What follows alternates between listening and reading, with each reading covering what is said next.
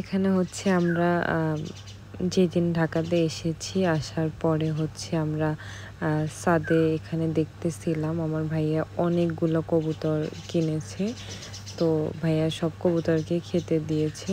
সব কবুতর এমনভাবে খাচ্ছিল, মনে হচ্ছিল যে কয়দিন ধরে যে ওদেরকে খেতে দেয় না। ওরা সবসময় এইভাবেই খায়। আমার ভাইয়া কবুতরের অনেক যত্ন করে, দেখা যায় নিজে না খাইলেও কবুতরের যত্ন করে। আমি দেখে আমি চিন্তা করতেছিলাম, সে দোকান থেকে এসে হচ্ছে নিজে খায় না, আগে কবুতরকে খেতে দেয়। যে এখানে ভাইয়াদের বাসায় যে টুকি ছিল, টুকি এখানে বসেছিল। তো এখানে হচ্ছে আমি চারদিকে দেখছিলাম,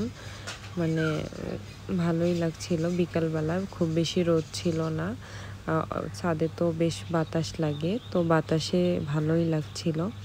তো এক জায়গা থেকে এসে এভাবে ছাদের মধ্যে করতে ভালোই লাগে, দেখা যায় একটু মন মাইন্ড ফ্রেশ হয়।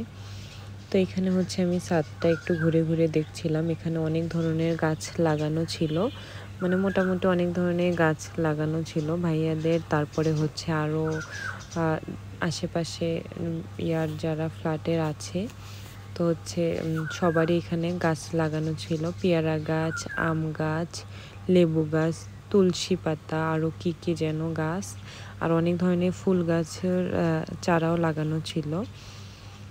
তারপরে হচ্ছে আম গাছগুলো বেশ ভালোই বড়, মনে হয় কলম কাটা না। কলম কাটা গাছে অনেক অল্প বয়স থেকেই হচ্ছে আম ধরে, কিন্তু এগুলো কলম কাটা ছিল না। আর এই যে এখানে ছিল মিষ্টি আলু, তারপরে হচ্ছে কচু, তারপরে এখানে ছিল হচ্ছে মেহেন্দি পাতা, তারপরে এখানে হচ্ছে অন্য মানুষদের আরও কবুতর রাখা ছিল। এখানে কবুতরগুলো ছিল হচ্ছে ছেড়ে দেওয়া নেই, এগুলো ছিল হচ্ছে খাঁচার মধ্যে বন্দি করে রাখা। তো এগুলো এখানে সুন্দর সুন্দর কবুতর ছিল। ভাইয়ার যদিও আগে এরকম কবুতর ছিল, কিন্তু এখন এভাবে আর কবুতর পোষে না। আর এটা হচ্ছে ভাইয়াদের বাসার কাছে যে মার্কেট।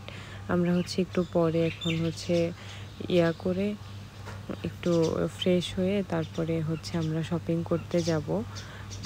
তো এখান দিয়ে হচ্ছে আরও গাছ আছে। এটা হচ্ছে লজ্জাপতি গাছ। এই গাছের কাছে গেলে আপনি যদি হাত দিয়ে স্পর্শ করেন, তাহলে এটা লজ্জায় হচ্ছে চুপসে যাবে।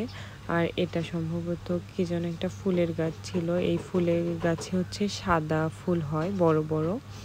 তো হচ্ছে তার পাশে এটা ছিল সম্ভবত গোলাপ গাছ। তার হচ্ছে এই পাশে এই গাছটার নামটা আমি সঠিক জানি না। এই গাছটা অনেক সুন্দর, দেখা যায় বারান্দার সাইড দিয়ে এগুলো লাগিয়ে রাখলে দেখতে সুন্দর লাগে। তারপরে এই যে আমরা রাত্রে হচ্ছে বের হয়েছিলাম, সেটার আর ওইভাবে ক্লিপ নেওয়া হয়নি। এখানে হচ্ছে যদি আমরা ভাইয়াদের বাসায় অনেক এসেছিলাম, তো ওইভাবে কিছু নেওয়া হয়নি। এই জন্য হচ্ছে আমি এখান থেকে মিষ্টি নিয়েছিলাম। তো এখানে এই যে আনায়া ছিল, আনায়া হচ্ছে ওকে নিয়ে বাইরে শপিং করা হয়েছিল। ও ওইভাবে আসলে